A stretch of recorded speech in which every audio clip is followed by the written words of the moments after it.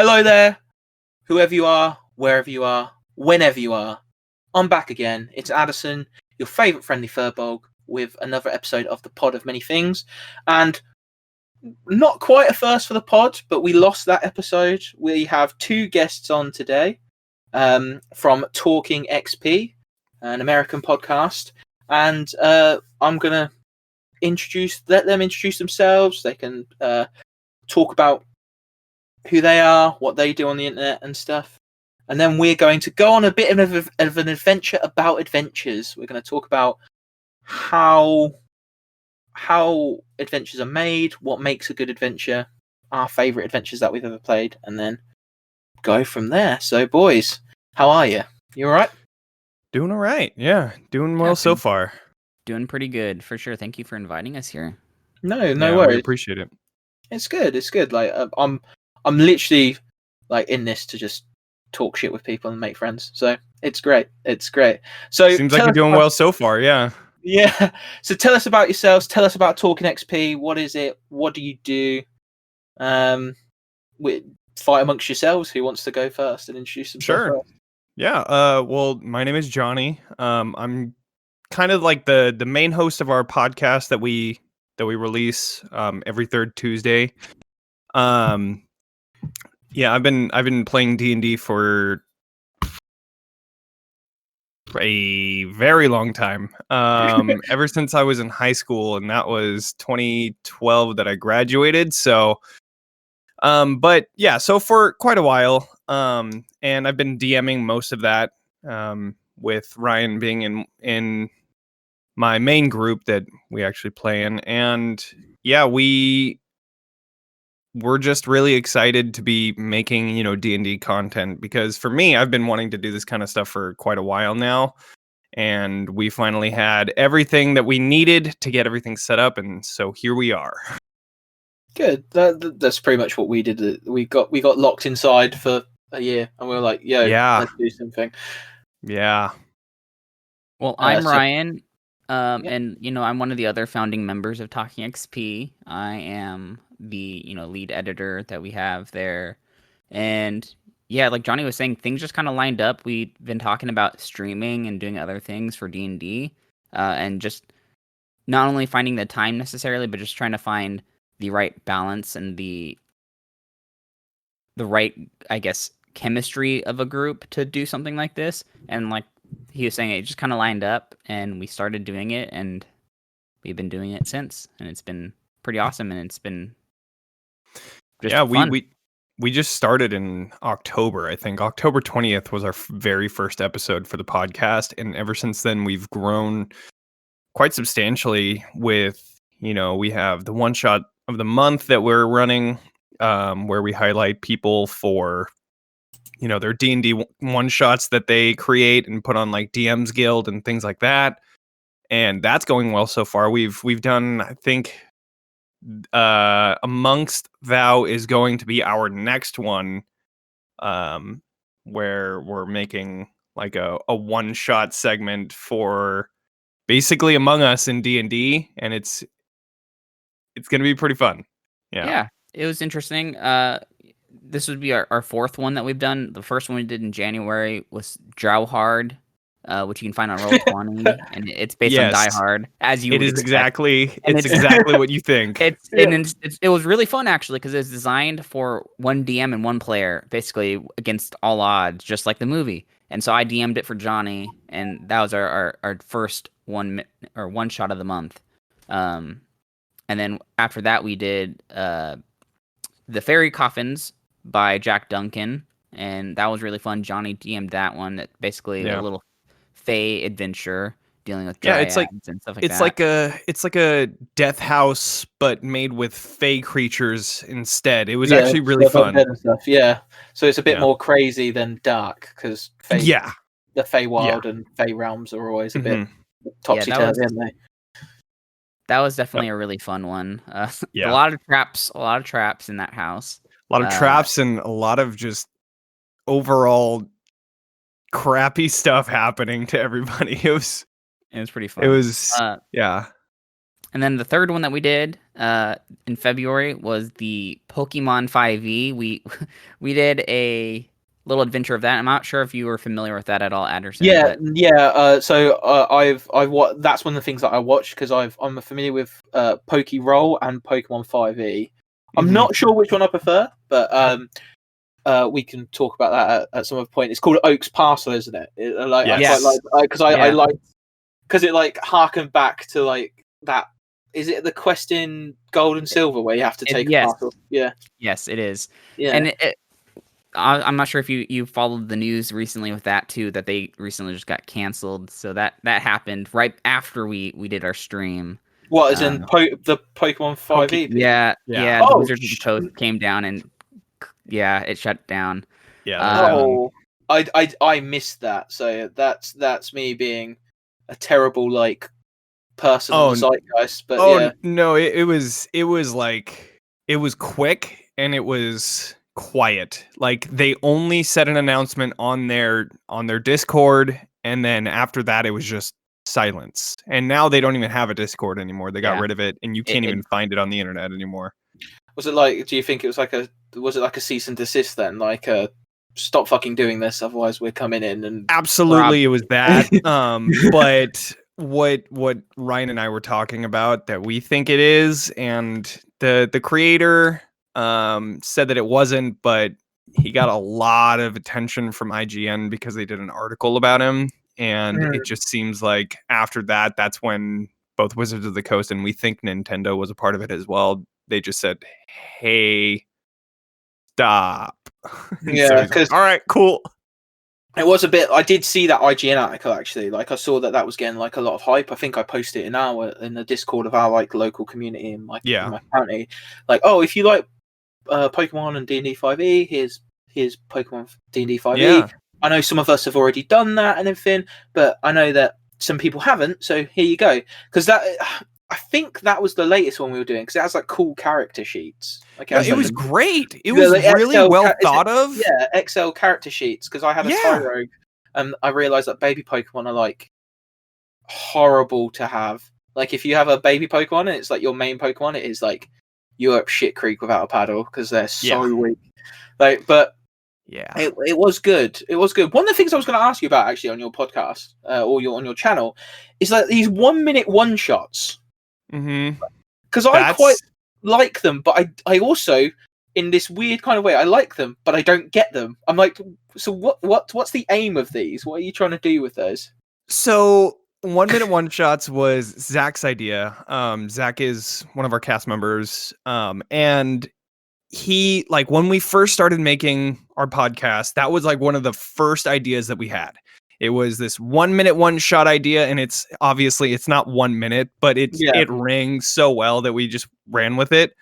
But you have this situation that you create as a DM or whatever you want to call it, and you just see what the hell your party members will do. You'll create like restrictions. You'll create you'll make the situation, any restrictions that they might have, who their character might be, and then just roll with it and see what they do. I think it's been pretty successful so far. It's actually really interesting seeing what kind of situations all of us have brought up. Like the very first one was that you're walking down a really, really, really long tunnel, and all of a sudden the rogue misses a trap, and then a large boulder the size of the hallway that you're walking in is tumbling towards you. What do you guys do? And we were all like, oh, okay. And a lot of our our solutions were great. A lot of them were bad,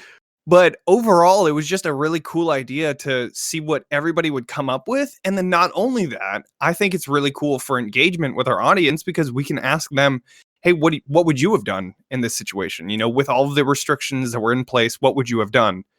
And we actually had somebody on that first one with the boulder who said that they would be a genie-packed warlock and they would place Go their into it. their lamp to the side and then just have everybody enter it and then everybody come out right after the boulder is gone. And that was a really great idea. I hadn't even thought of If it. you're And I that don't. level though, doesn't it? Because that's quite a high level ability. Right, right, of course. And if your rogue's missing, and like that, I think that's a really cool thing that you do with those restrictions. Because I like how Exactly. those are like set out quite clearly, like quite quickly. Because you don't. Sometimes you put them at the beginning, and then sometimes you just say them. Like I've noticed that there's like sometimes where you make like a list of them at the beginning, but then sometimes you're just like in the flow you'll go, you can't do that. That's a restriction or something like that. Yeah, it's pretty cool. Yeah. So yeah, Like, I was just really curious about why you're doing that, and I think that's actually a really cool answer. Like, and to be honest with you, I know it's not 1 minute, but the fact that you get some of these done in like under 15 minutes, when at an actual table there'd be like what an hour's worth of debate before rolling. Right. I'm like, right. I think the benefit for this, because I mean this is something that originates in our podcast. So basically, all the 1 minute one shot videos are basically just excerpts from the middle of each podcast. And so we have up to right now, because we just did episode 6. So we have 6 1 minute one shots. We've only released 3 of them so far as a separate standalone video. But specifically on YouTube. Yeah, specifically on YouTube, because everything else you can find up to episode 6 on the podcast itself. Just to get additional content flowing on a YouTube channel, that was an idea I had, to just kind of sprinkle in more content that's already made technically, because that's pretty easy to do. And then also some people might just like watching just those rather than the and podcast. It's a short burst of like the podcast type. It's just like a 15-20 minute video, and then that's it. So it's a lot more quote unquote bite sized, if you will, because our podcast usually runs from like an hour and a half, because we talk about a bunch of different things. So, but anyways, yeah. No, and that's probably why I didn't get it, because like I've watched a bit of your podcast, but I've mainly watched like your playthrough stuff. Like like I watched the Oaks Pass. I think so. Like this, I fucking loved D&D 5e Pokemon, and I love the thing. So, and we did too. That's the worst part, is that like right after we got done with it, it was like, hey guys, this is done. Don't share anything. Don't talk about it. Don't do anything.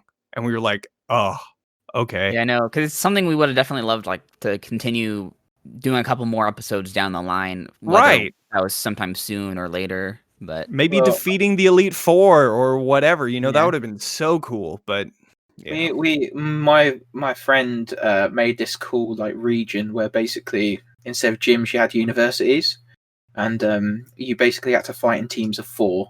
He kind of like based it kind of loosely on like Yu-Gi-Oh! GX.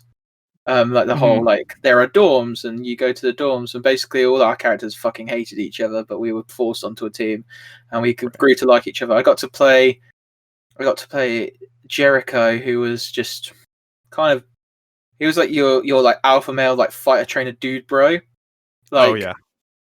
But then as they like found out that he was actually like extremely loyal and he like loved people like a lot, like, and it was cool to see like that.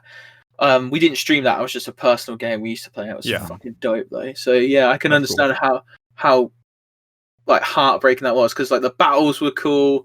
Like he had like a virtual tabletop with like 3D tokens and stuff like that. But now with that like shafted, I guess, like this like, because now I'm guessing like, the fear is there, isn't it? That if we do anything with it as content creators. And not only that, we don't want anything to happen to the original creator either. So we're not going to like be selfish and start creating our own content because it's good for us and bad for him, but whatever. I mean, additionally, if we were to continue making this stuff, say he doesn't get in trouble, we'll get a cease and desist order at some point. So we're just gonna leave that there and just not touch it. You get.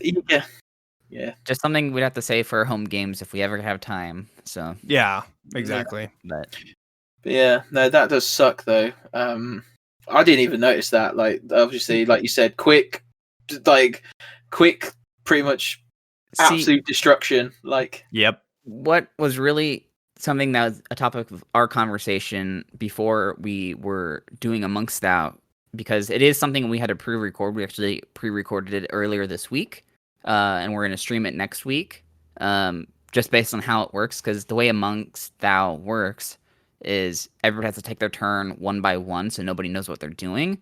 And playing-wise and watching-wise, just as a raw stream would not look very good, so I have to put in a lot of behind the scenes to make it. I was going to say the editing of that must be a fucking nightmare.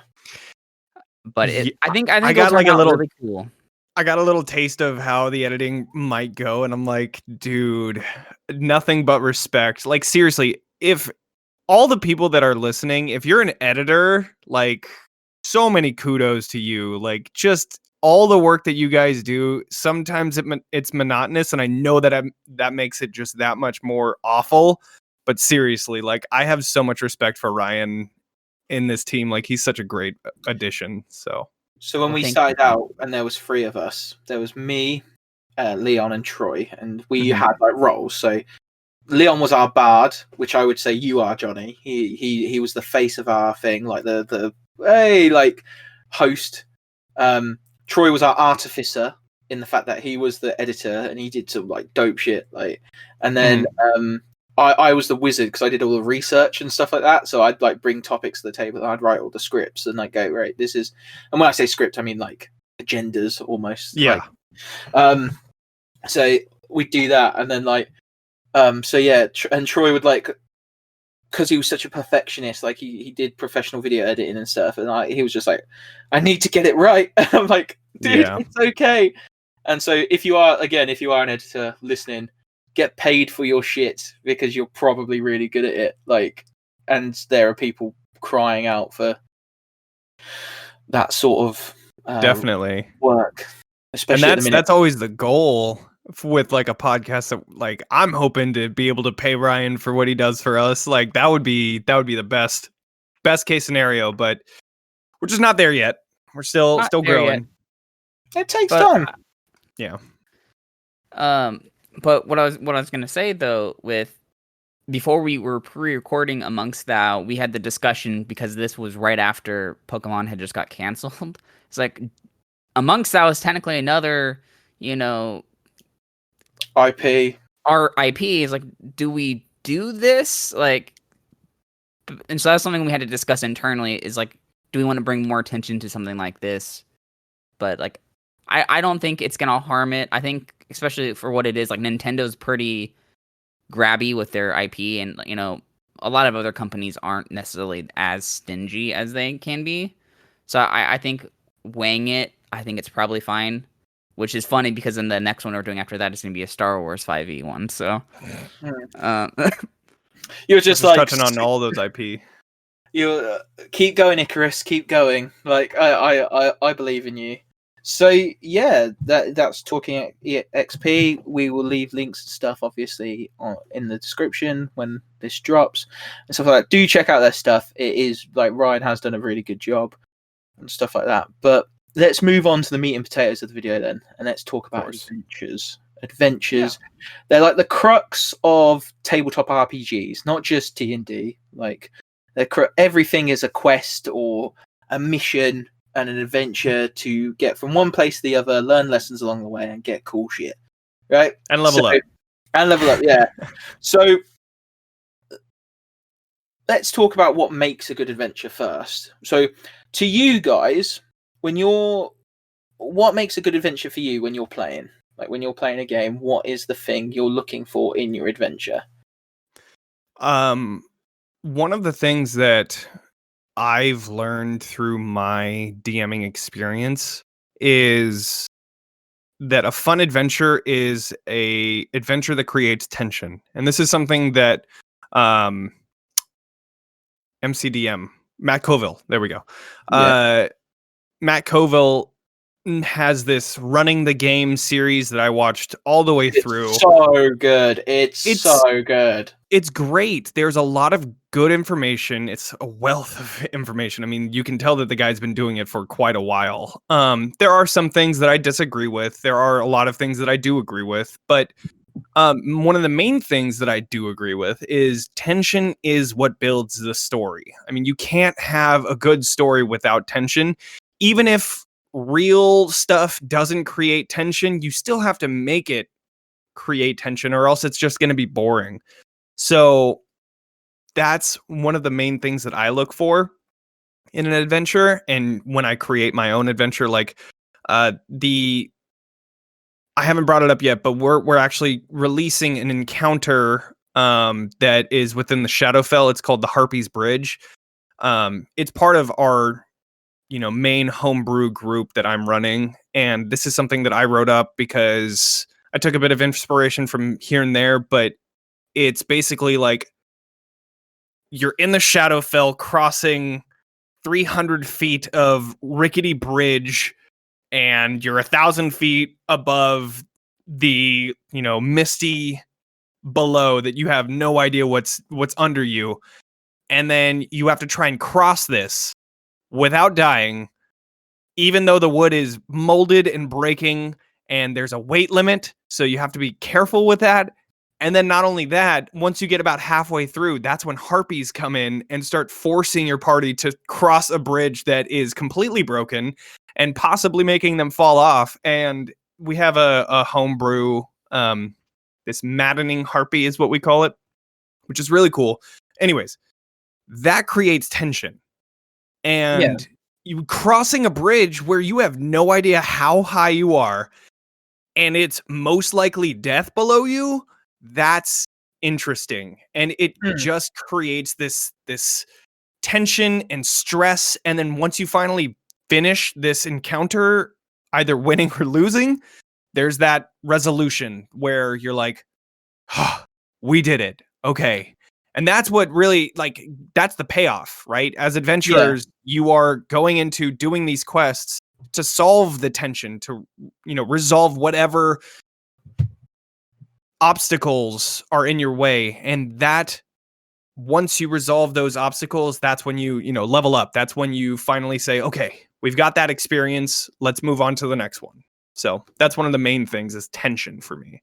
Yeah, definitely. I think that like stakes and payoff, that and the tension between those two things is really important. So yeah, that's.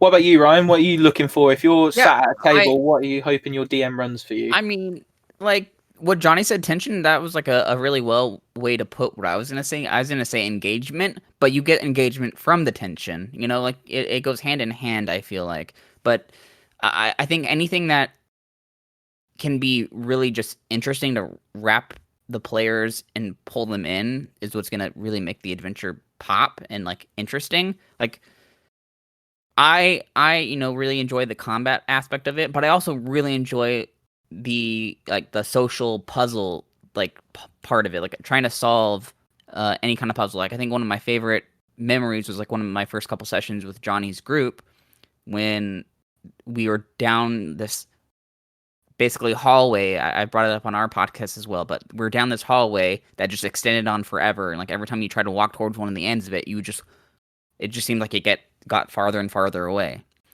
And basically, spoilers for the solution of that puzzle, the solution was you had to end up walking backwards towards whichever doorway you wanted to go to, and then you just got to the door.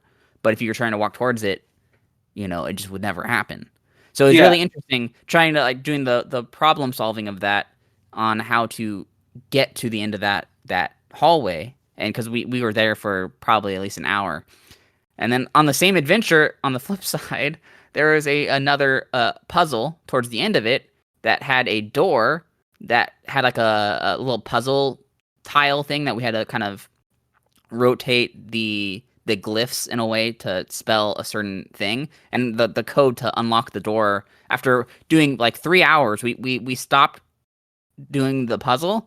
We all went out to a restaurant and we're eating, and we're at the restaurant. We're all just as a party still trying to figure out this stupid puzzle. And literally the code to unlock the door was just unlock. Like it was something really simple. We just overlooked it completely. Yeah, my friend has a puzzle like that he always uses, where it's a door and it has like a word, and then the clue is something like I can't remember if it's friends or something like that.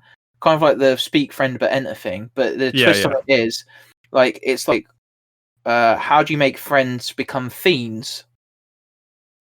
and Take the there's R like out. that. Yeah, they take the R out, so they had to like press down on the R, and like I watched him like trying to explain that or something like, and Yeah. it's like people did like take forever, and I'm like, and like, That's and when funny. you're in those situations, you and that have that engagement, the solution does sometimes like evade you because you're like so engrossed in it, and you're just accidentally spiraling downwards. You're like, ah, yeah. Well, and then you also have a bunch of opinionated people Yeah. at the same table, like I would say press the R. It's like, wait, no, you're not supposed to press the R because you blah, blah, blah. And then you just have like, a bunch of different opinions coming in. And then not only that, somebody's going to have a really good opinion that you didn't think of, even if you might be right. And then it's going to be a red herring and you're just going to be taking off the entire thing. But yeah, speaking of puzzles, there was another one that I really liked. I made a door that would talk. I think I saw it on Reddit or something. A door that talked, and there was a specific word that was the password, and it was written above it. It was like helm or something like that. Like he had to say helm, and everybody was like helm, and he's like, cool, okay, right on, sweet. You had to make the door say helm in order for it to unlock. So finally they're like, what's the word written above you? Oh, helm? And then it opened up right in front of them. That one took quite a while too, but I love that. Yeah. I think the best puzzle is always the lying guards one. Like the one, yeah. Because you just watch people like, and even the solution to that is really like convoluted. So you just watch them all go, because everybody knows it, but they always like miss one step out. They're like, I know that you have to ask them about the other one, but what do I have to ask them? Yeah. Like, sort of thing. And it's like, shit. And yeah, personally, when I apart from the things that you guys have said, like engagement and puzzles and tension, one of the things that I think is really important in an adventure is like the supporting cast and like the supporting aspects. So like when I design adventures, I'm really guilty of making like loads of like really interesting NPCs. Like I get like, and maybe this is because I haven't played as a player for a long time, and I really want to. Like I'm getting to that point that you do sometimes when you're the forever DM, when you're like, I need to play now. Like, and yeah, I like that bit. Like if I sit down, I want to like talk to a lot of the NPCs and see how they react to the world and react to the things that are going on and stuff like that. So like your door would have been fascinating to me because I'd have been like, oh, it's a thing. It has like consciousness and it talks and it like responds. So I'm just going to ask it like, what's the weirdest thing that you've ever seen? Like try and get through this door. Yeah. Like, and then I would like talk to it, and they'd be, I can imagine it'd be there like, we had that one. You all right, baby? Sorry, my wife's in the background coughing. Yeah, like, oh, what's the weirdest thing you've ever seen? And he's like, oh yeah, Pit Fiend tried to come through here once, and then like, because you'd say something outrageous, and then you'd be like, right. What if it never got out? Like, because you then create like something else. Like I think DMs who can do that really well, like create those supporting elements, or like the world itself. Like if in an adventure, I think if the world doesn't react to the tension and everything that you're building, there's an issue. Like, so for example, your harpy thing, like the fact that you're having to rush the world that even in that small microcosm like reacts to, like, well, you're going quick, so now the DC for things falling off the bridge and whatnot are higher, and the harpies are on purposely going to try and rock the bridge instead. Like they so that sort of like reaction, I really like those supportive elements of an adventure as well as like the obvious things like tension, puzzles, combat, and all that. So yeah, that's really cool. So let's talk about then something like an adventure that you've really liked. It can be a homebrew one, or a module, or like a published work. Is there any, like, when you think of like the goals of adventure building and stuff like that, is there, or like if somebody went to you, right, I want to play like the best adventure ever. Curse of Strahd. I love it. I love it.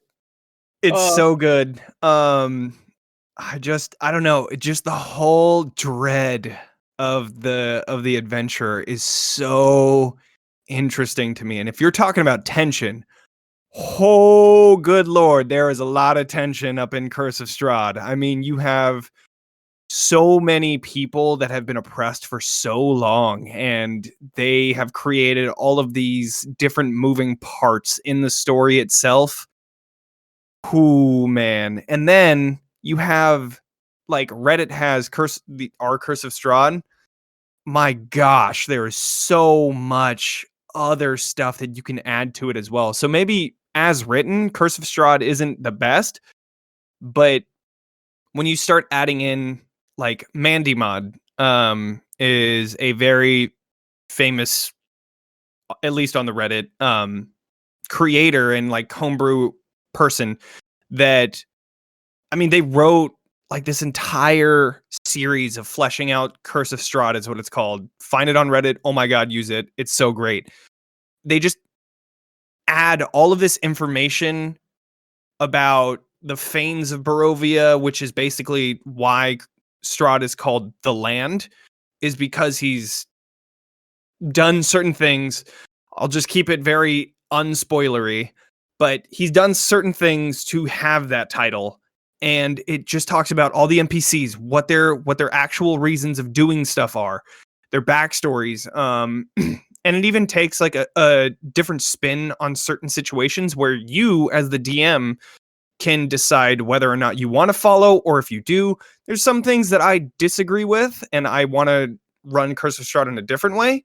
And then there's some things where I'm like, wow, that's a great point. I don't know why they wrote it like this, but you know what? Let's do it this way. So, that being said, I think the Curse of Strahd is probably my favorite official module. I don't know if I have any favorite outside of official. I've been running homebrew for quite a while, and I did do Rise of Tiamat, which that ended pretty interesting. The group, Ryan included, stopped the ritual of bringing Tiamat into the material plane by one round, and so yeah, it was very close. And then squeaky bum time. Yeah, and so we just set up the situation. What if they didn't get that done in time? And it was TPK. Yep. They were all dead. It was so bad. But anyways, she's coming to bitch slap, but like she's like that meme video of the slap when he just slaps everybody. Like, I don't know if you've ever seen that. Like, yes, like it's like like that's exactly what it is. And I almost felt bad, but I knew that it wasn't really happening, so I just went all like everything went at them. I didn't hold anything back, and it was a lot of fun as a DM because it's something where it's like it doesn't actually matter. And, you know, as a DM, you always want to hold back at least a little bit. You don't want to end with the TPK. That's like the worst thing that can happen. There are certain situations where that is okay, but it just, I don't know, it like bums everything out. And I don't know. I, as a DM, hate TPKs. That being said, when it doesn't matter and nothing's on the line, TPKs are super fun. Like in one-shots? Like in a one-shot. If you TPK somebody, like, yeah, it might not be the ending that you wanted, but like we could just pick up another one-shot next week and be totally fine, you know? And I'm sure everybody has a bunch of character ideas that they want to play with, you know? Or even bringing up the same character. Who cares, you know? It's just a one-shot, so. Yeah, no. For those people who have listened to the podcast, you can get your bingo card out and Addison, because Addison's about to mention his rocky history with Curse of Strahd. Because, so I went to my friend's house to play Curse of Strahd. This is the first time he ever, the second time he ever DM'd for me, sorry. And, I shot someone in the foot because my gnome artificer was just fucked off with how shit Barovia was. Like, just genuinely was just like, I'm so done with this place. Yeah. So he was someone really important because, like, literally somebody whose character had died was sat on a chair. I think it was the son of the guy who sends you the letters. Oh, okay. Like, I can't remember what his name is. It Ivan? Ismark. Ismark, yeah. So we're asking. We meet him. We're like, oh yeah. we got these letters. And he's like, oh yeah, it's my dad. And we're like, oh, can we meet your dad? And he's being really fucking weird about it. I'm like, there's something wrong here. His dad's dead. His dad is not alive. And he's talking about him as if he's alive. Why is that happening? I do not like this. I was like, well, where's your dad then? Because I'm the artificer, so I'm supposed to be the smartest one. So Bolly's like there, my little rock gnomes, they're like, where's your dad then? Like, Of course. And he's like, oh, we've just put him in the mausoleum. I'm like, I just loaded my crossbow and shot him in the foot. Like, I was like, I fucking hate this place. So we TPK'd, and then Oh no. Jenny Greenteeth came along. Gotcha. Yep. I know exactly what you're talking about. And then so they all had disabilities and shit. They had gills and eyes, and one of them was always cold. And he made me roll, and I got cursed in some sort of way, but I looked fine. Looked fine. Nothing wrong with me, apparently. Of course. Right? So I was like, oh shit, what has he done to me? Worse. Yeah, exactly. So and Bolly obviously was this selfish, egotistical little prick, and was like, oh man, I need to. They've all had these terrible things happen to them, and nothing's happened to me apparently. So what if it's going to get me later? So basically, he was just done with Barovia. So I shot him, and then Jan literally had to end the session there because he was like, I need to go look up angry mob rules. Like I was like, yeah. I was like, oh shit, and he was like, this is the one town in the whole of this place that you're just about to I'm like, I'm setting the place on fucking fire. I hate this place. I hate this place. And that's really early on too. That is the first place you arrive in Barovia. That's pretty funny. Yeah. I fucked it. So yeah, rocky history of but yeah, it is good. It is a good adventure. I just think that it's just there's so much fucking shit just out to kill you. And I get that's the point. But it's just when it's just relentless, you're like, I'm tired. I'm exhausted. Yeah. I think that's the job of the DM is to create sessions that aren't completely filled with tension at some point. So you do get to that resolution stage. Curse of Strahd is very well known to be a whole lot of tension, not a lot of resolution. So it's really important for the DM to strategically pick times where resolution is a good time. You've finished your trek from point A to point B. You're trying to make camp. Okay, cool. I'm just not going to have anything happen to you guys at camp. You guys are fine. Just take this time. You guys did the travel and everything's fine. Cool. And it is really important to have that, because if you don't, then like you said, you're going to have a lot of exhaustion in not only the players, but the characters as well, which to a certain extent is the point. But you got to just be really good at balancing that enough to where it's still tension, but not killing your players mentally. Yeah. So, well, what about you, Ryan? What's your favorite adventure published? It's a tough question for me. Because I own a lot of the adventures. I haven't ran through a lot of them. I've gone through Rise of Tiamat with Johnny, which was still pretty modified from the original. I know we were talking about doing Curse of Strahd at some point soon, and I know that's one I would definitely enjoy. I'm currently running Tomb of Annihilation. I started running Storm King's Thunder and got to a little bit of Act 2 of it, not very far into it. Tomb of Annihilation is really interesting to me just because there's that conceived thing where if you die, you're dead until you resolve the curse that is afflicting everybody, basically, with the death curse, which is really cool. Makes things a lot more intense. And one of the last couple sessions we did in that recently, and Johnny's playing in that as well, what had happened is they had a travel guide taking them into the jungle of Chult, and the guide in the middle of an encounter just up and died from the thing. And because they can't revive them, he's dead for good. So there's no bringing him back. And now they're money back. True.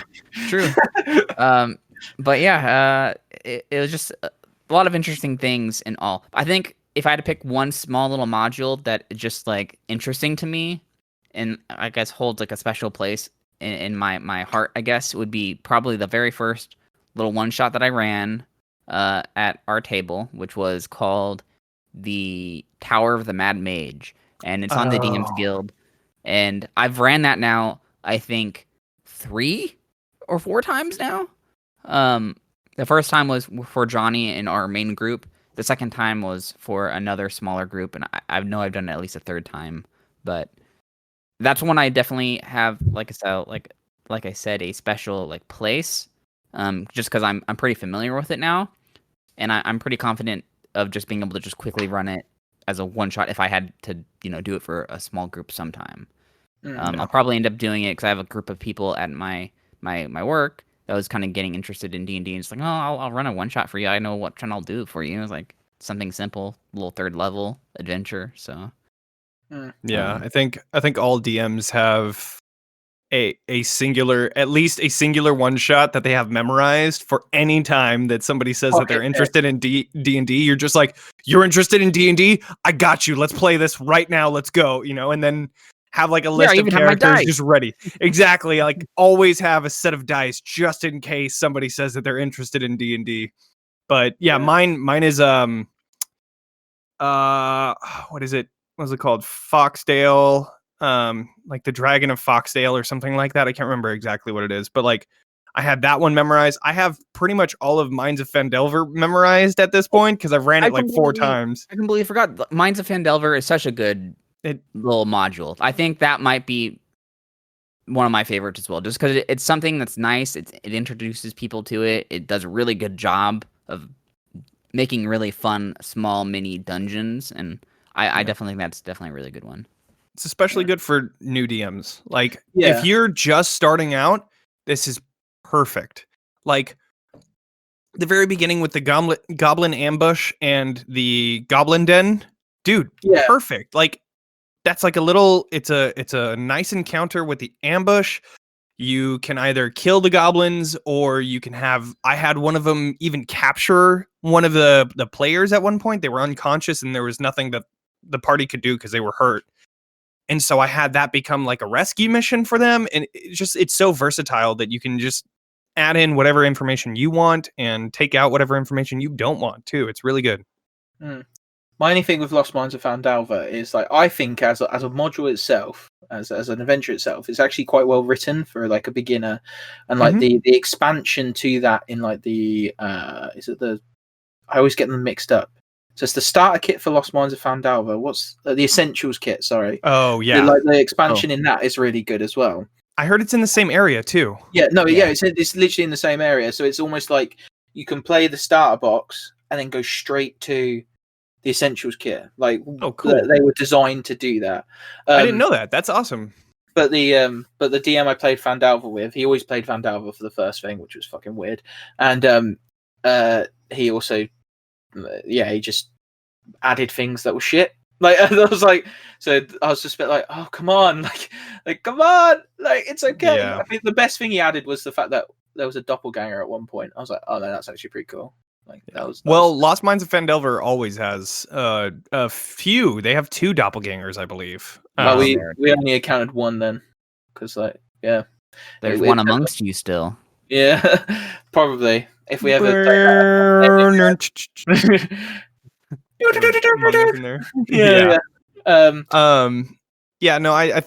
I think that taking a point from that is one of the main things that's difficult as a DM is trying to figure out how to take your ideas and create them into a D&D type of setting. So, you have the idea, like I wrote down this note, speaking directly about Descent into Avernus.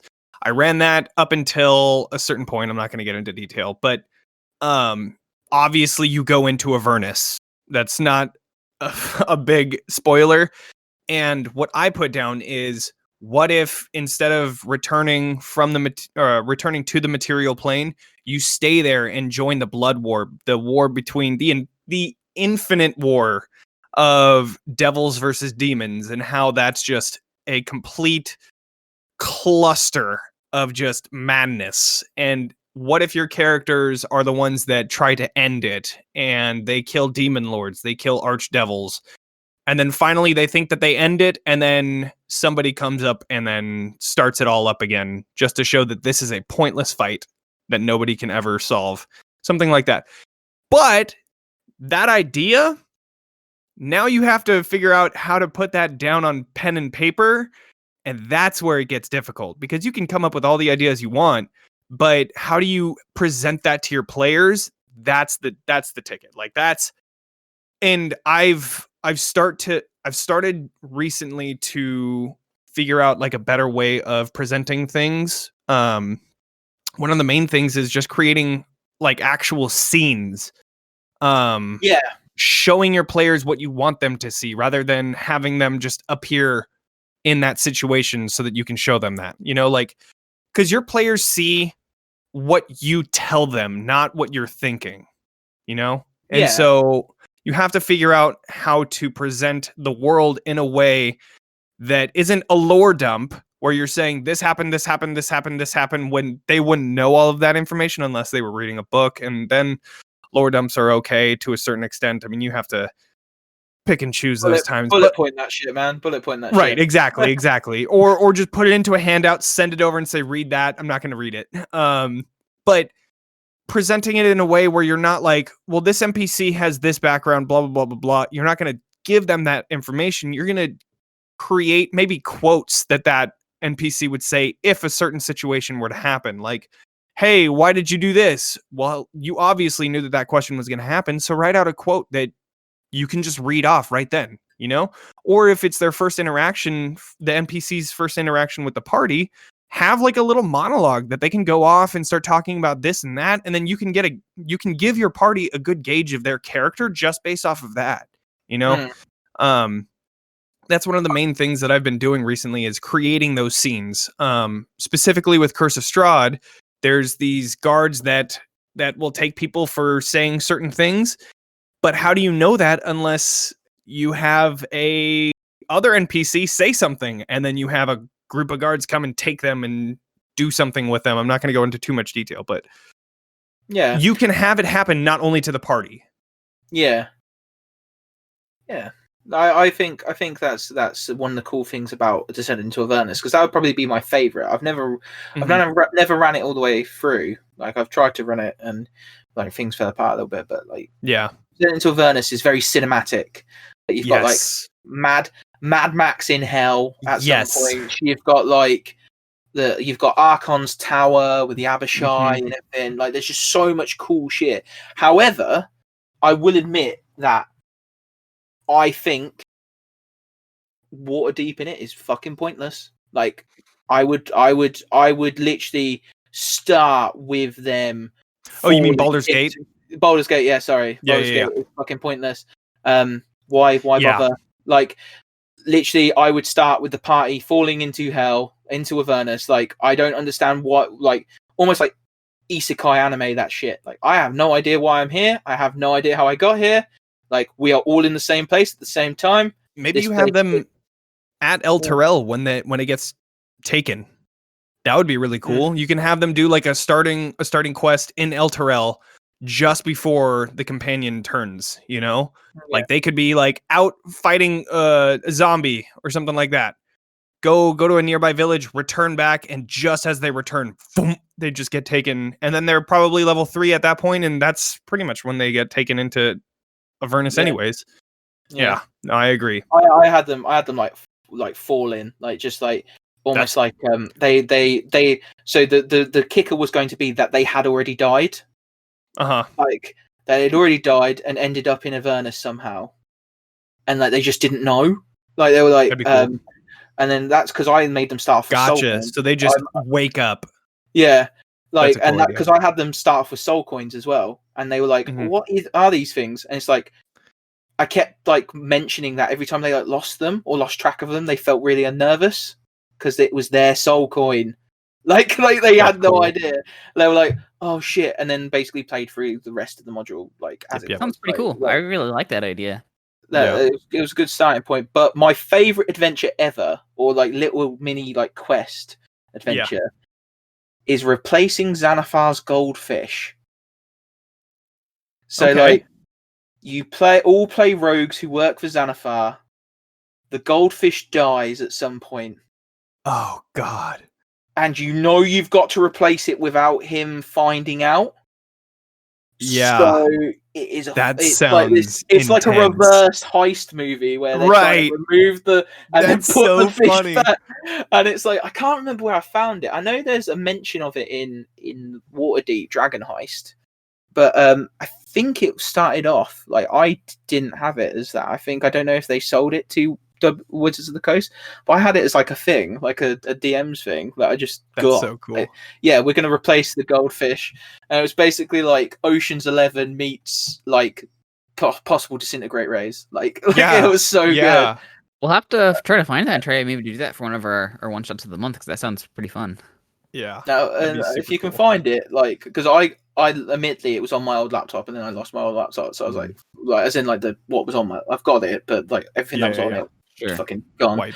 So I was like, but yeah, it was so good because it was just like, you've got like all these rogue types and everybody's like, oh yeah, and then it takes somebody to realize we need an arcane trickster if we're going to do this, because somebody needs to cast an illusion, like, and we need to also make sure that he never looks at it, like sort of thing, and he's obsessed with that fucking goldfish. It's like the one thing he loves more than anything. Like, you're like, oh my god. Like, it's nuts. It is insane. That's funny. So funny. But yeah, those are probably my favorites. Descent into Avernus, but get rid of the Baldur's Gate section. It's a bit like, and then that little, because it's just so quirky. Like, I like quirky adventures. Like, I don't. Some that have gravitas are cool. Like Storm King's Thunder has a lot of gravitas. It's like, oh, you're in the fucking clouds, like rah, rah, rah. But then you have ones like is it Pathfinder, where you can play the evil side of the goblins that attack the town? Like, there's a Pathfinder like module that flips around the beginning adventure in one of like the Essentials books, and you play the goblins that attack the town instead. That's like, kind of cool. That's a cool idea. Critical Role did it at one point, and I was like, and I looked at it, and it's actually really funny because like you're basically these goblins just trying to sneak into this town and steal like shit. Like, that's super cool. You're not actually there to like murder anybody. Like, by the sounds of things, if you read the module, it's like get in, get out, and then you just end up, by the end, you end up butchering the beginning fledgling party that would be you in an alternate universe. Like, it's so really fucking weird. It's like, that's so funny. God, it's so funny. But yeah, I like quirky shit like that. I think another point to be made is that, you know, one adventure can become monotonous, I guess. And one of the things that our group is currently facing is that I didn't have like writer's block, but I had so much going on in my life at one point that I couldn't get to writing. And so that created a little bit of a not so fleshed out campaign, I guess. And so it created this sense of like, okay, we gotta go do this. Okay, we gotta go do that. And it gets boring at a certain point. Then there was like a change in the story, which made it like revamped, and we continued from there, which was great. More information in our podcast if you want to hear it. But anyways, they now now there's this idea that we're floating around where we're just going to do like a month we'll focus on one campaign, and then the next month we'll focus on another campaign. And so I think that that's another good point to be made, is that an adventure is only as good as your players, enjoy it. Yeah. Interest, if they're not interested in it anymore, then change it up. And then once you change it up with one shots of replacing Xanathar's goldfish, or a one shot where you become the goblins and attack the village, or a one shot where you go and kill a dragon, which maybe your players haven't done that before. So it'll be something new. And then return back to that. Your players will be refreshed because they've played different stuff. And so now this is back to that novel experience where it's like, okay, what's going to happen next? And not only that, you can force your players to do a DM session where you as the DM can play, And bullshit. I call bullshit straight away. You can never force players to do a DM session. Fuck off. yeah. And then you have more time to write or find another one shot that you want to string into your campaign, you know? So that's another idea that we had. It's like the adventures are only as good as your players want them to be, you know? Yeah. Don't give me hope like that. But by the way, that one of my players will one day DM. Like that hurts. That hurts. So. I got very lucky having Ryan in my group because he's super interested in Star Wars, and so we're thinking about doing my campaign, then switching to Star Wars, then back to mine, then back to his kind of thing. And then we're also thinking about Curse of Straw. We got a lot going on, man. We got a lot going on. My friend Ben at the Flickering Torch, this is your one fucking shout out. Like he's gonna go, oh, you shouted me out again, because I always talk about him because obviously I appear on his stream. And one of the things that he does very well with his stream, and we don't really play D&D. I don't think we'll ever play D&D because he's kind of like one of those people who's like, D&D, the dragon game? There's so many other tabletop RPGs. But he has this really good system where no episode can be more than 2 hours. Like, no episode could be more than 2 hours. Mm-hmm. And we play 10 sessions of each tabletop RPG on a cycle. So we recently just finished... so I first started getting into their stream when they played Night's Black Agents. I guest starred in that for like 4 episodes towards the end. Saw the conclusion out. It was good. So that was like season 1 of that done. And season 2 was season 1 of campaign 2 was Blades in the Dark, which was fucking awesome. Blades in the Dark, Red Herrings. And then I am now GM for Mecha Hack. And we've done 2 sessions of that, and it's about like so for those of you who don't know, Night's Black Agents is about like supernatural like spies. It's like Jason Bourne meets vampires. That's cool. Blades in the Dark is very much like your party is a crime syndicate and you're trying to take over this like fantasy. It's like gangster London with ghosts. Like you can talk to ghosts and shit. Cool. It's really cool. And then Mecha Hack is your standard like anime mecha thing, like get in the robot, beat shit up, like sort of thing. Gundam. So yeah, Gundam. Yeah, exactly. That's kind of how I'm trying to thing it. But yeah, they So I think that's a really good thing to have those like different things, and like right. I think he's actually cracked a really good system of having like that. Yeah, you don't go over 2 hours, like because otherwise we're gonna get tired and shit. Like we go for 2 hours.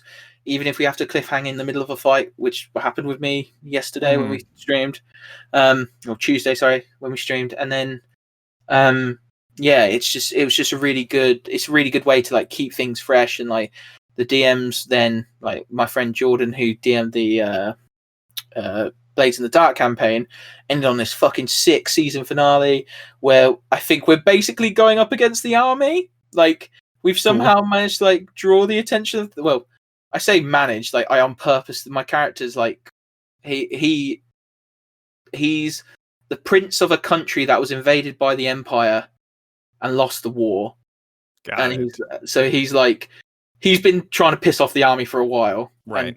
But the thing was that the other members of the party didn't know that that's who he was. Like they were just oh, you're just this drunken fighter guy. Like no, I am Prince of Scotland. They're like. Bullshit, prove it. And then I was like, this is my mother, Queen. Like, and then like, shit, no. it was so yeah, like having that cycle and having that ability to break from that, and like I think, like you said, giving that novel experience, having that first time, like doing something is sick. That's so good. Yeah. But yeah, what about you, Ryan? Like, what's your apart from your favorite adventure, what's your like thing when it comes to keeping things fresh? Like I mean, it's probably pretty similar to what Johnny was saying, since we kind of are both in like the same kind of groups. Because it was me and my fiance that was talking, because we're both in our main playing group, and it was just after we were playing one night about, especially since we've been doing a lot more of these one shots of the month, where we're doing a lot more of those. Like the Pokemon one, this is what triggered it. It was the Pokemon thing being canceled. Because that was something we were discussing. Like, we wanted to stream more of it and play more of it. But because we're having our main group and we have our secondary group and stuff like that, and then on top of that, we're doing the one shots of the month, once a month, there just isn't time to play the Pokemon one. Yeah. And like if we wanted to play it, we'd have to play it during our main group's time slot, essentially. But we obviously we're playing our main group's game, and I know Johnny. He mentioned it earlier too. It's like we're having like writer's block, but not quite writer's block. We're like sometimes just he doesn't have time to flesh out the next little section or the next couple sessions, and so to be able to break that up, you could just insert the other games. And like, 'cause there's so many things we want to play. Like, we want to play the Star Wars one, we want to play the Pokemon one, we want to play our main game, and there's so many good modules. We want to do Curse of Strahd. There just isn't time to do all of them if we only focus on one long-term campaign, you know? Unless we all quit our jobs. I mean, we can just quit our jobs and just do that. Yeah. I quite like eating, dude. Like, I'm not gonna lie. But yeah, I get that. I do get that. There's so much with so little time. Like, there's so many things I want to play. Like, I've recently just got my PDF from a Kickstarter called Good Society. Now, this is going to sound very British of me and very English teacher pretentious of me, but it's a Jane Austen novel RPG where you basically try and like court people and fuck people over, and like there's no like combat. It's all like verbal sparring. It's like so good. Like, and it's like I really want to play this with my friends because we will be downright horrible to each other. Like, we will do terrible things to each other. Oh man! Like, and it will be like scandal. Like, we will be like, oh well, we'll just ruin your family's reputation by saying that I slept with you. Cool. And because you were playing a female character and I'm playing a man, like, and in this time period, like, I win. Like we would go that far because we'd just be horrible. Like, because we're just like, no, I want to win. Like, it's kind of like competitive. It's almost like The Bachelor. Like, it's so weird. God, it's so good though. It looks so good, and like it's beautifully written. But then I love Mecha Hack, and like Matt Click, who I interviewed on the podcast, and his fucking design of it's so simple and so elegant. Like, I'm just like, no, this is the fucking tits. And then like there's just so much, isn't there? There's just so much you want to do. And then you want to build your own shit. Nice segue. Oh yeah.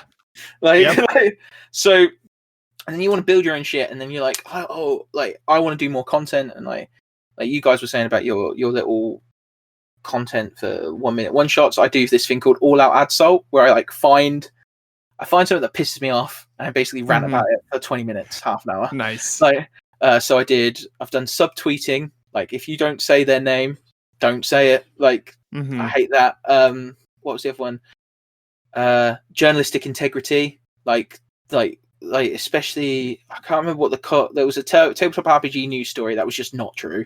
And it was like, it was clickbaiting. It was that guy who said that Session Zero was a waste of time, and then his article didn't say that. I'm like, no, have some integrity. You either put the right title and stand by your shit, or you stand by the title and write about that. Like, I remember that guy got a lot of flack too, because everybody was like, don't listen to this guy. Session Zero is extremely important because you have to talk about blah blah blah blah blah blah, and just like lit this guy up. And he's like, well, if you read my thing, you would know that I said this, and this. I was actually saying that, and I'll link you the video, man. Like, I'm like, shut the fuck up. Like shut up. Yeah. Like, no, you can't do that. You're not allowed to do that. If you write a title to get the clicks, you get the reaction as well. Like, deal with it. Yeah. Like, it was bad. Then I think the other one, I've done 3.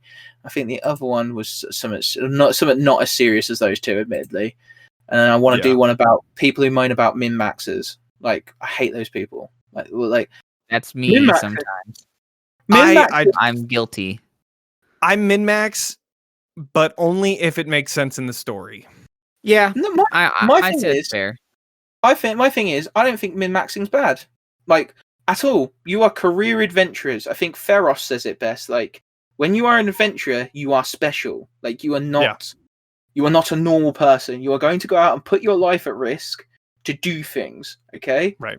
So you are not going to be suboptimal because you will fucking die. Like, that's fine.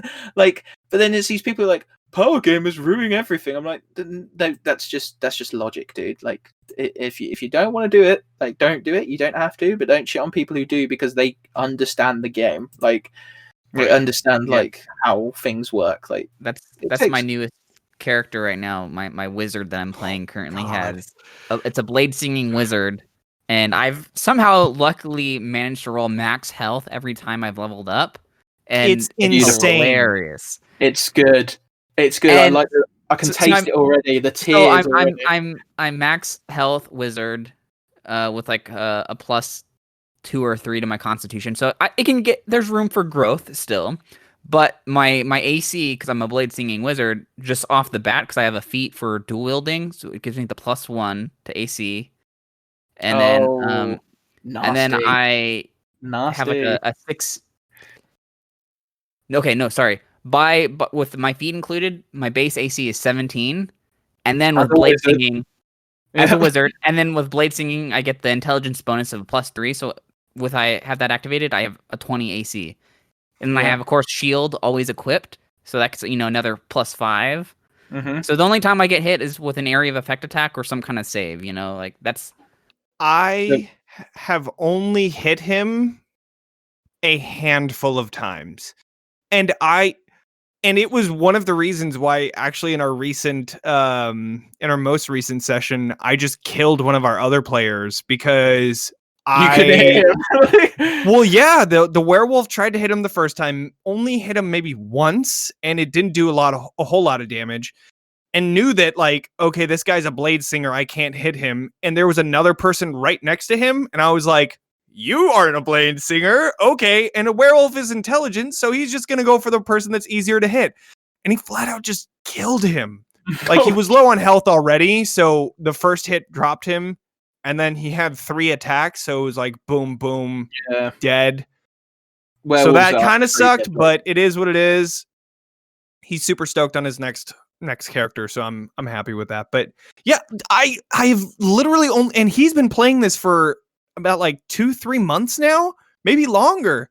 Yeah. And I've only hit him a handful of times. It's ridiculous. So my other all out assault is about shipping in fandoms. Just so people are aware, because of the Travis and Laura Bailey thing in Critical Role, with Jester and Ford and the whole age up situation, which was, well, that's by the by. Although I do get what you, because we do a thing at Christmas at because I used to play at a club, so it was like a club that we all gathered around, and you basically hosted your games there for the club members, and then before the world ended. And every year at Christmas, we'd have a tournament, like a team tournament, where you brought characters and you fought each other. So I made a Blade Singer Wizard. And the worst thing was, because I knew everybody was going to take Totem Bear, like right, of course, Barbarians to tank, because we also made rolls. So you focused on Psychic, didn't you? Yeah, because I made my Blade Singer have Phantasmal Force. So and every time they tried to so basically the Phantasmal. Oh no! Uh-oh, got cut out there.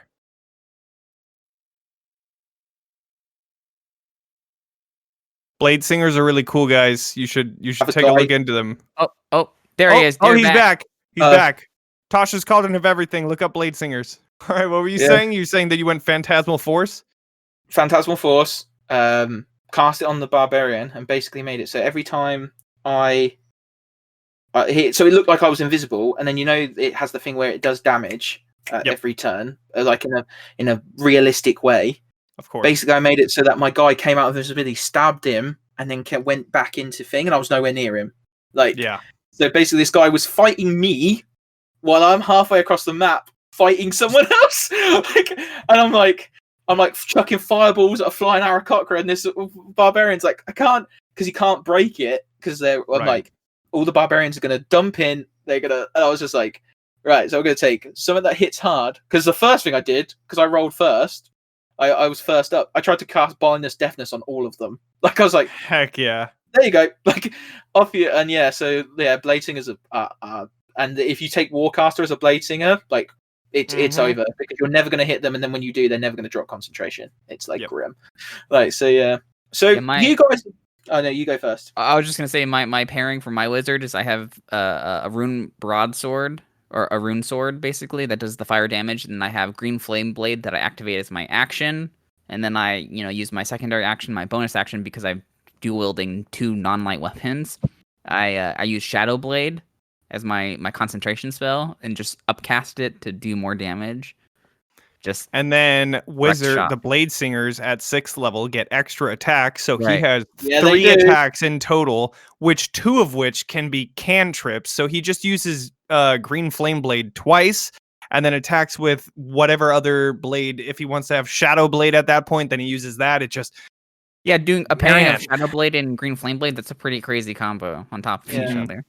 Like my friend was saying about blade singing, and like he was like, blade singing's ruined in Tasha's. Like literally, they changed how many times you could blade sing. That's it. Like, everything else was the same, and actually, it makes fuck all difference, boys. Like I am still, you still can't hit me. Like I'm still fine. Like, and when I do run out of blade singing things, oh look at me, I'm going to stand 300 foot away and like cast firebolts with spell sniper. Like, exactly.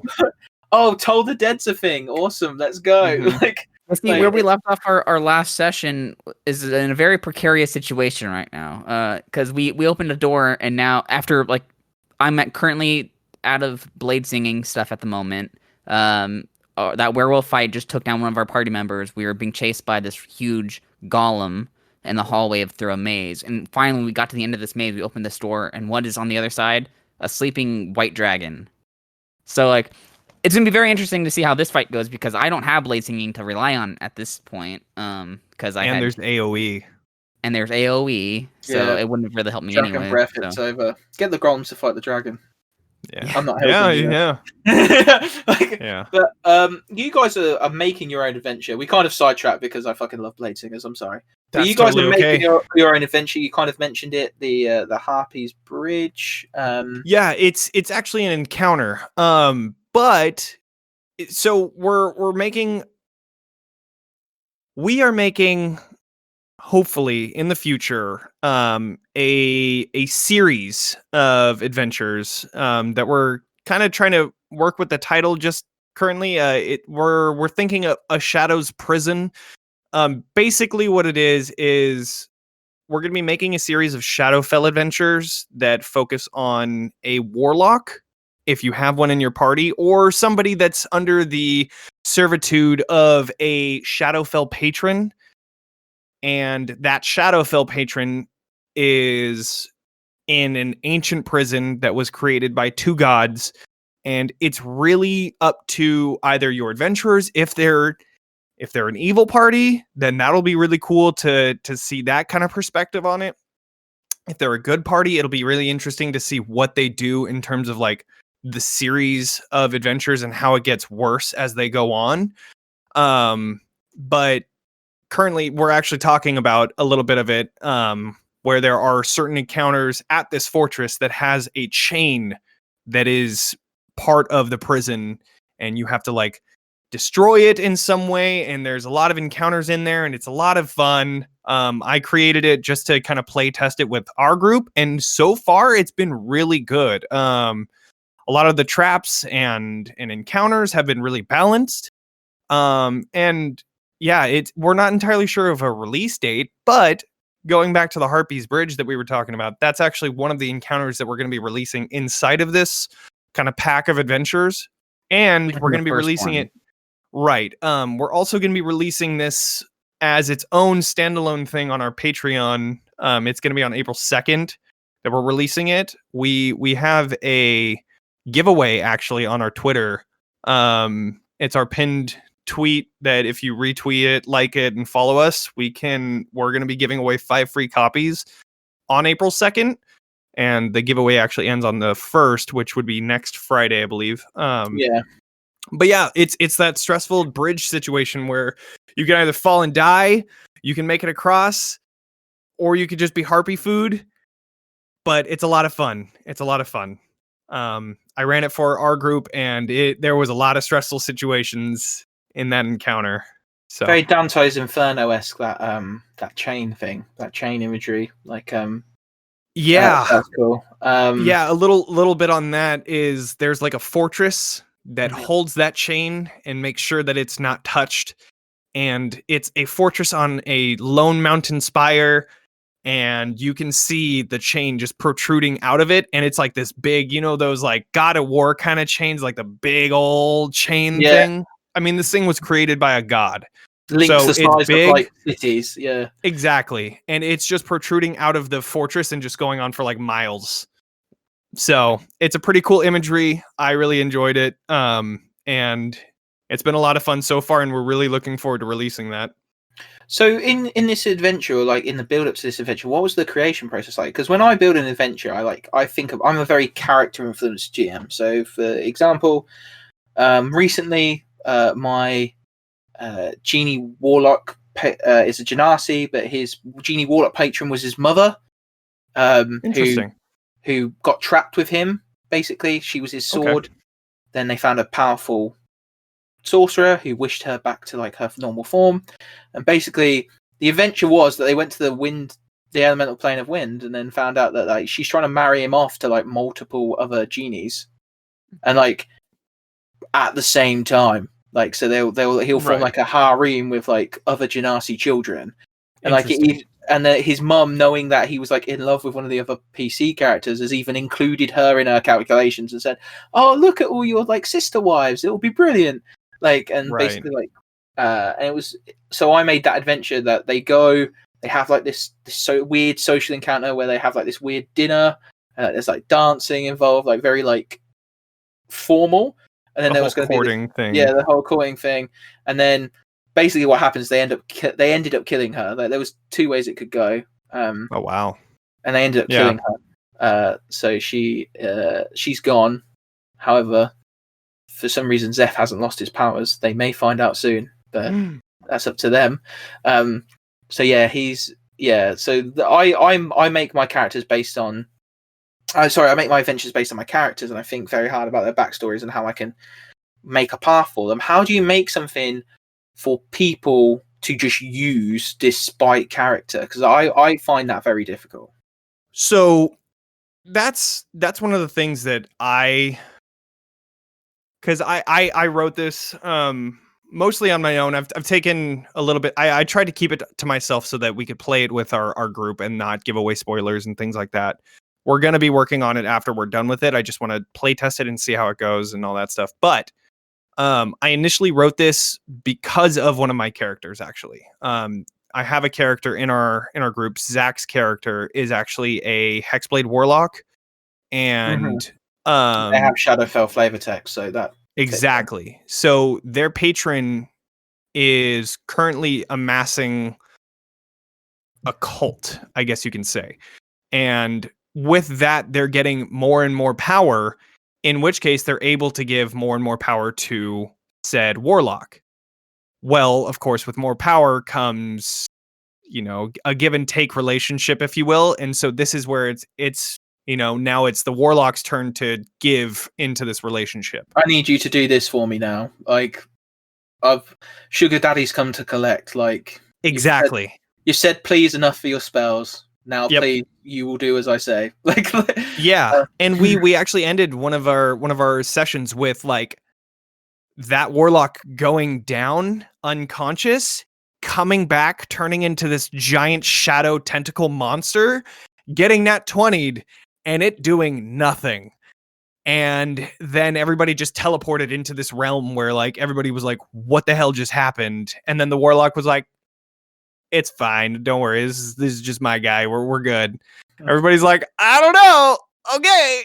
But anyways, this adventure, like yeah, exactly. And I made sure to put that in there, that it was like, this is not normal, nor is it something that you should just be okay with. But this adventure was written for one of my characters, and I think that we're going to be adding like different adventuring hooks anyways to it. I think that it's very much up to the DM that sees this kind of content and then figures out how to make their character and insert them into this story. Specifically with this, I mean, you can have, like I said, you could have a warlock patron, Hexblade Warlock with a Shadowfell patron doing these things for them. And I'll give a good synopsis on the patron that I've created and how that could be fitted and even, made for their patron if you wanted to do that in your campaign. But like, what I'm thinking is you can have that happen. You can have some wizard that's interested in what this entity is, and maybe they hire out the adventurers to go and break this chain just enough to give him some sort of a in for, studying or something like that. You can have like a bunch of different things, and like I said, we're gonna have adventuring hooks that will be applicable to different places. And like I said, a DM could just come up with something that, if they have a special situation and it fits, then go ahead and do that. Yeah, that does sound cool.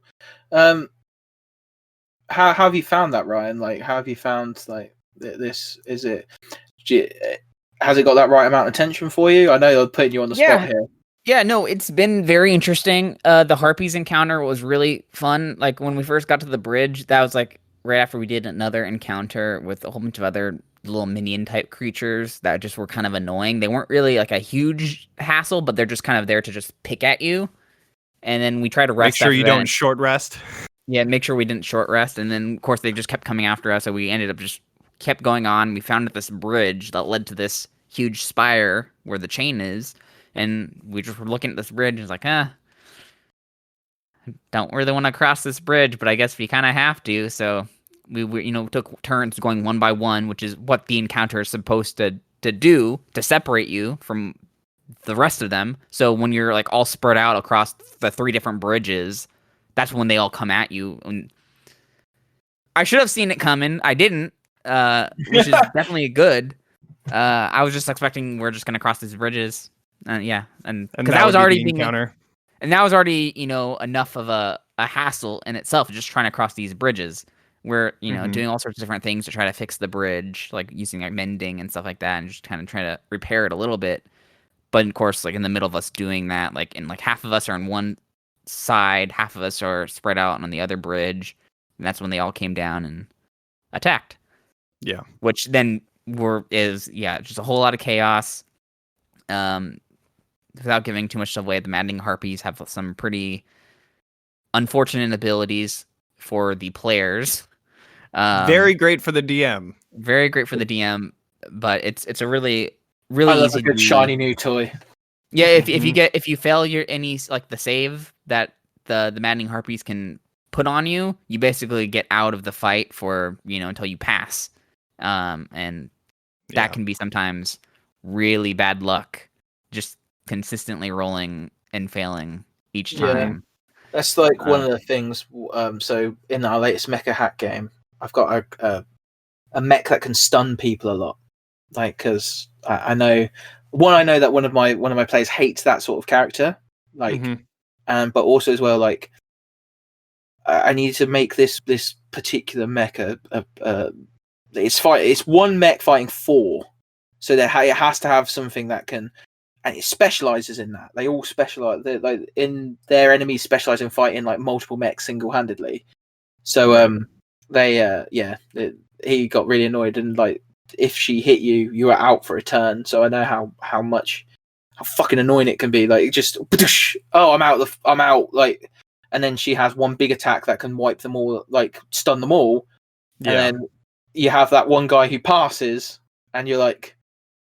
Looking around like who's gonna back me up? Oh, no one. Like so it's just me. Yep. It's just me. So that's I like enemies like that, but but that is makes cool. It definitely more interesting, as we were kind of talking about earlier. Definitely adds more tension for sure when you lose party members, not from low HP, but from them falling off a bridge. Yeah. Are you thinking of doing a similar sort of thing, Ryan? Like, are you thinking of like creating something for the guys to play and then maybe releasing it as part of Talking XP? I think that's kind of our plan as going forward. We're gonna try to release at least something on our Patreon at least once a month is our goal. Right now I'm working on prepping our Star Wars one that we're gonna do the following month, and there's gonna be elements of that because I'm basically taking a little encounter / one shot that I found on Reddit that somebody made for Star Wars, and I'm kind of gonna take parts of that and I'm adding to it, and I'm adding my own encounter, so I might spice in my own stuff and maybe we'll put that on our Patreon or something. But I know like something else we did for like the Pokemon one that I ran, I made all those maps that we used, and we're adding maps to our Patreon now as well. That if you want to use them, those were sick. Those maps, because like it was like the Game Boy, and you were like, huh? Exactly. Yeah, it's so good. Like, Yeah. who does like the art for your stuff? Because I think the art for the Harpy's Bridge that you've been using, the promotional art is really good. And like you're obviously you edited the maps for Pokemon, and some of the maps obviously are baseline. Some of them look like baseline maps, like and then you've added elements. So who does like your art and like your maps? The art is done by my fiance Sabrina, and she is sweet. at the Instagram and Twitter handle of UpDogImages. And we'll send you any info that you need for that. But yeah, she does all of our art. She created our Pokemon art promotional stuff that we did for that as well, the different character designs. And she did your logo as well. She did our logo.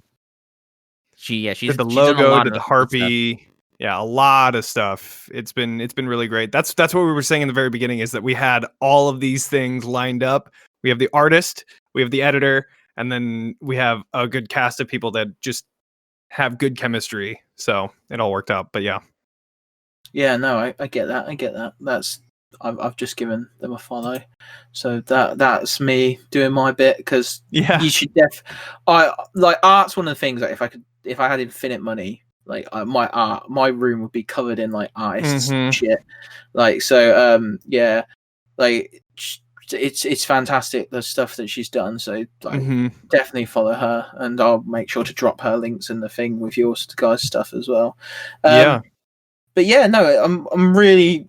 I think it's been quite a good episode, actually. We're gonna do our segment, our key segment, and then we'll do like plugs and goodbyes and all that. Sure. But first, I need to ask you one question, boys. Ryan, Johnny, are you ready to face the deck of many questions? Absolutely. Sure. I'm always ready. He's always ready. So, just for those who are listening, the deck of many questions is our segment that we do with every guest. Sometimes they get to ask me a question, because we have 2 guests. It will just be them this week. And basically, what we're going to do is we've got a bunch of questions submitted by listeners and friends and stuff like that, and taken from like different subreddits and stuff like that. They're all assigned a number. These guys will pick 2 numbers, and they will answer those questions honestly. Some of them are spicy, some of them not so much. So if you have a deck that you would like to add, a question that you would like to add to the deck, and you want to stack it for us or against us, comment, follow, DM, tweet, do whatever you can, and I will have a look, and I'll add it on there if it's not already on there. So we currently have, I do believe, 75 questions. So you get the choice between 1 and 75. 69. He's gone and done it. He's gone and done it. Please, that'd be a sex question. No, it has to be. But damn, so right. That's okay. It's not. I need to fix that, because that's yeah, absolutely. Although technically, here's the question, right? Why do you think Bards are the best class? This is from Leon back when he. Let's answer that. No, okay. So why do I think Bards are the best class?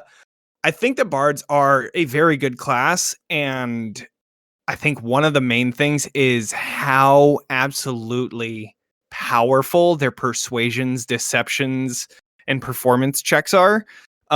You can, as the DM, obviously you don't just allow them to do persuasion checks on everything. You want to make sure that you keep those persuasion checks to things that can be swayed to one side or the other.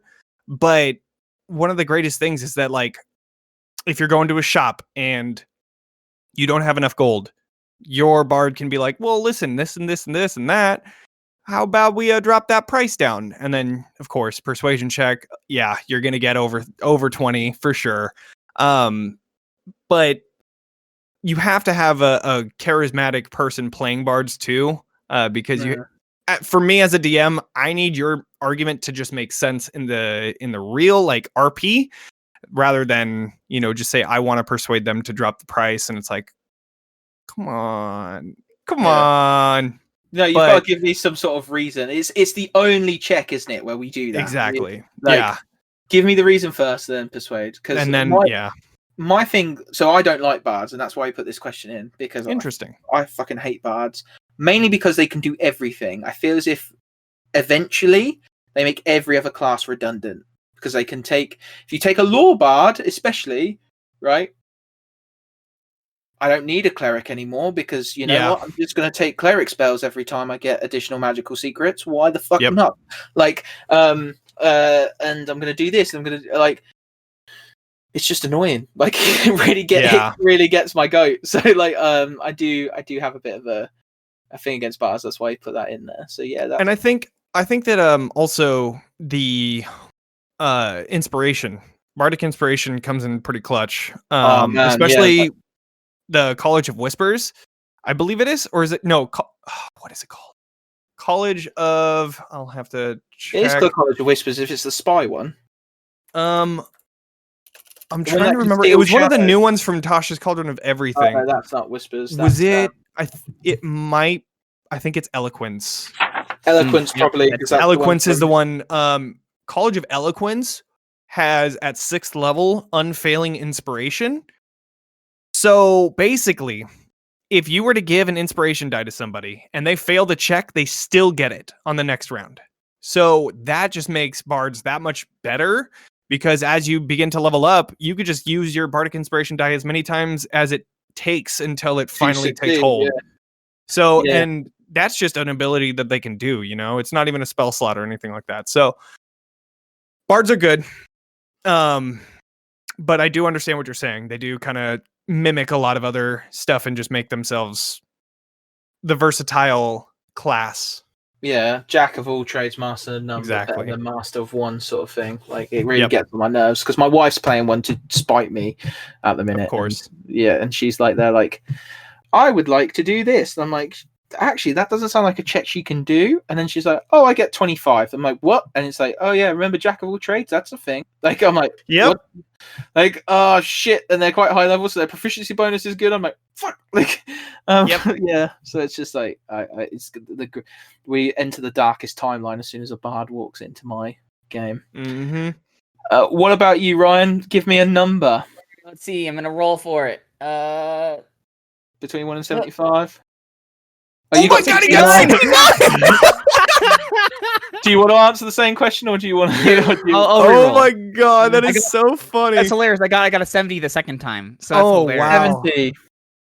That's what are the odds? You know, obviously 1 in 75. Jeez, that's crazy. So, which hilarious. school of magic would you like to see introduced to the game as a wizard school? These can be things like geomancy, technomancy, etc. What school of magic do they need to release for the wizards? That is a interesting question. Like, I think doing technomancy could be really cool. Out of what you listed, anyways, that could be pretty cool of an option. Let's see. We already got chronomancy. That's time and stuff like that. We got graviturgy. That's gravity. We got evocation, which a lot of combat and like fiery type of spells typically. School. What would be a good one? I have my answer for this, and it upsets me. I'm curious to hear what you guys have for this, because they cover a lot of different things already. I'm trying to think. Technomancy would be really cool, just to create magical new things, kind of like the Artificer, I guess, is how I would imagine something like that would go. Artificer Light or something, yeah. Yeah.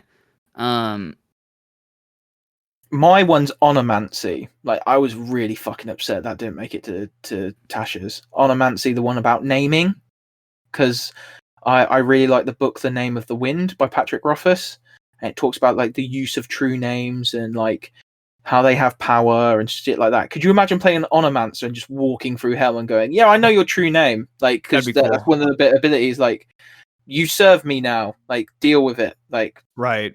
And that it's such a cool, because it's not overpowered either, because not everything, like, it has those abilities later on where if you know someone's true name, you can somewhat control it, not indefinitely, but like it's just such a cool thing, and it's like it's such an old type of magic. Like, I like the quirkiness, and again, that it's like a quirky, like you look at someone, you go, "Oh, your name is Blur." You say something that nobody else can understand, and then everybody go because it like says that in the flavor. It said that in the flavor text, like you speak their name that only them and you can understand. So you say something, and then you just watch somebody start obeying you, and it's like, That's oh cool. shit! Like, what's yours, Johnny? Mine was gonna be blood magic. Blood magic's a good one. I know that Matt Mercer has created the Blood Hunter, which kind of plays on it. But I think the blood magic, and then I think that blood magic as a wizard would be really cool. Making that dark, like sort of necromancy, but more into like the life and death. Rather, I don't know how to explain it other than like just I think the aesthetic of using blood to use magic, like a darker side of magic, makes it just that much cooler, I think. That is did you just make that reference on purpose because of a darker shade of magic does that? There's a book called So there's a book where there are people who have magic in their blood and they have to like cut themselves. Oh, that's cool. Yeah. So yeah, and it is, and like this one of the coolest descriptions of how they do magic because like he has to like draw runes in blood and shit like that. Right. Really cool. I know a lot of animes kind of pull on that as well, like biting on the thumb and putting it on a scroll and stuff like that. I know that Naruto does that quite often. But anyways, that was one thing that I thought would be really cool. What about you, Ryan? I think I have my answer. So there's so many different schools of magic. I don't know that there's one that's necessarily kind of fits into a niche of like a really roguish type of wizard. So something like that would be cool. I think something else that'd be really cool for a school of magic is doing like a X-Men Nightcrawler type where you're completely just teleportation kind of. You can't stay in one place. Basically, you use blink maybe like as one of your spells that you just have inherently from an ability. I don't know. Something like that would be really cool. Just almost like make teleportation magic its own school of magic, and then with it. Because then you could include things like Dimension Door and Thunderstep, like as like and like that having that specialist school of mobility or something like that. Like I think that'd be something really cool. Transpositioning or something. The school of transpositioning or something like that. That would be that's pretty cool. Like because then you can get things like plane shift and shit, and like maybe you can like one of the things that makes that school unique is the fact that you can do it to people like against their will. So like you can make somebody Thunderstep. You can make like a goblin Thunderstep into its friends. Or you would have banishment as a wizard, because I don't know if wizards get banishment. I know that clerics do. I think it's clerics and warlocks get it. So banishment would be pretty cool to get as a wizard. Because I made a zombie beholder fight that was going to be fucking epic, and then because the zombie beholder was technically not on its plane of existence, he just banished it somewhere else. Yeah, and I forever guilt tripped them to say that it like landed in an orphanage somewhere. But like when Randall gets thrown through the door in Monsters Inc. and he ends up in that caravan. Have you ever watched Monsters Inc? Like that, basically like that scene where it just appears. It's like, oh my god, there's a lizard in the kitchen. It's a gator.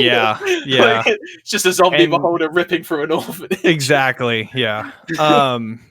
And just because I checked right now, actually, you do get banishment as a wizard, but maybe you get like a specific ability bonus to said banishments or things like that. That'd be cool. Yeah, because I mean, like, I'm just thinking like how each school of magic has that special feature, like the school of divine or whatever, the diviner. You get to roll the divination. You get the 2 d20 rolls you can apply. Yeah, and then they have all the other ones. I can't think of any other ones right now. I think illusion. Illusion's pretty cool, where you like make an illusion and then you can make it real as an action. Yeah. It's like there's a lot of cool stuff like that. So I imagine, you could maybe just make something really cool for like the school of, the transpositioning or whatever you would end up calling it. I think that would fit a niche that I don't think is there currently. Yeah. Which maybe Johnny, maybe we need to make that. And I think we might.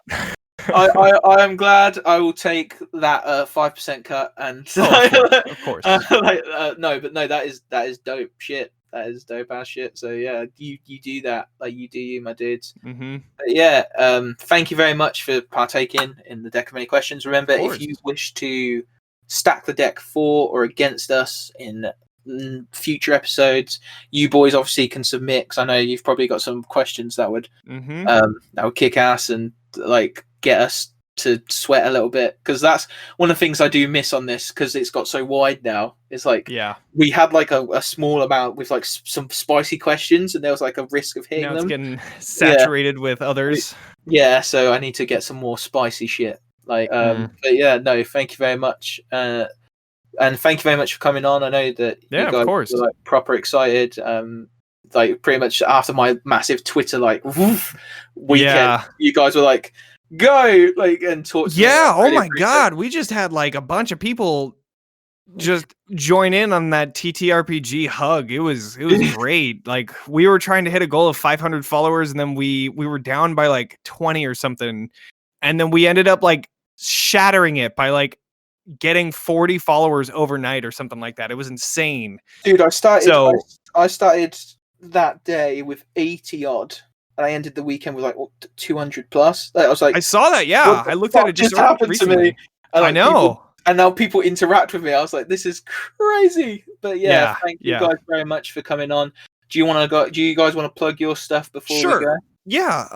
If you guys are interested in just our general D&D topics and discussions, you can go ahead and check our podcast out. We release new episodes every third Tuesday. You can find it on pretty much any podcast website.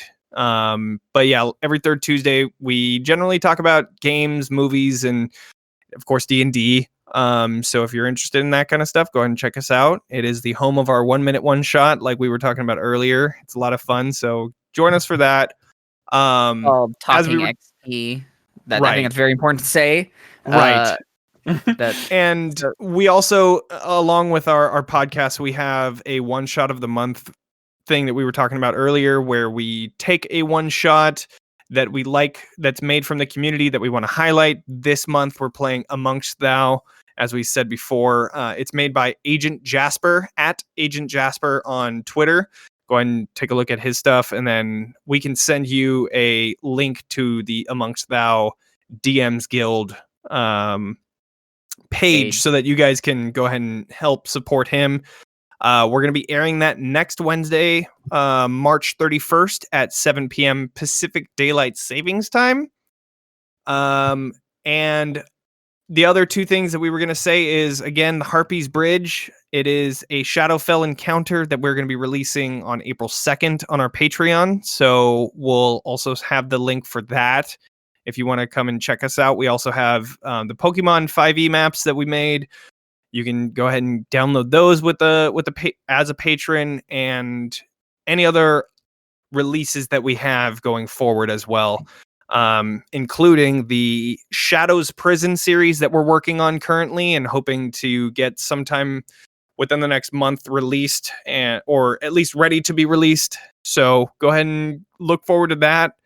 And next month, one shot of the month is going to be Star Wars 5e. We don't have any teaser information just yet because we're focusing on Amongst Thou, but look forward to that. We're going to have it released on YouTube actually on May the 4th. So it works out pretty perfectly. Hey, that's sick. So thank you guys for coming on. Thank you guys if you've been listening and you've made it this far. I know that there are some hardcore listeners out there. Thank you very much. And remember, whoever you are, wherever you are, whenever you are, you're always welcome here at the Pod of Many Things to just come chill with us. So let's say bye. Bye, folks. See you in a bit. Let's say bye to Johnny and Ryan from Talking XP, and I'll see you soon.